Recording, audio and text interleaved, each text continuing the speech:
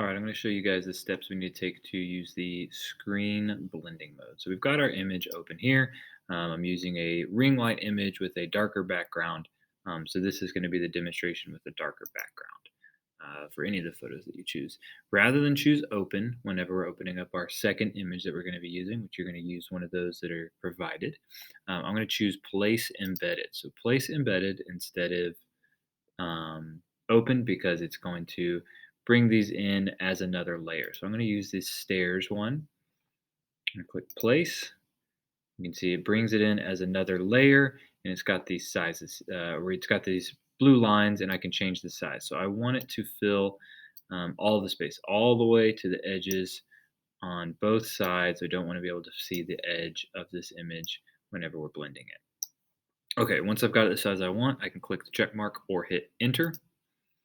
Okay, now to create the blending mode, all I need to do is I can double click on this layer and blending options are right there. But you can see right here, I'm on blending options, general blending, it's on normal. We are dealing with the screen. Now you can see as I scroll through, it gives a little preview of what each one does. But the one we're going to be looking at is the screen option. Okay.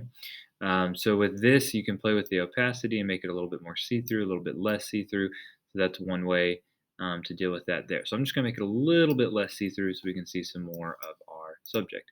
Now with the screen, if you notice, what we're seeing is these two images combined, we are seeing the lighter part of both these images. That's how we can see straight through his shadow or the shadow in the stairs photo, and it is covering up the dark background. So if it's the lighter part of the photos that are showing up, let's say I want him to show up a little bit more. So I'm going to do a couple things. Thing one, if you haven't already done this to your photo, you can turn these photos black and white. All right. And when you turn it black and white, then it also allows you to play a lot more with your brightness and contrast. So you can see I've got these two layers here. I'm dealing with brightness and contrast. I turn that way up and that contrast up, and it makes him show up a little bit more through those stairs. Okay, the lighter parts of the photos are going to show up when you're doing the screen blend. All right, so here's the opposite's true. If we always still want some of these stairs to show up a little bit less, then I would go to the stairs and I would want to turn the brightness down.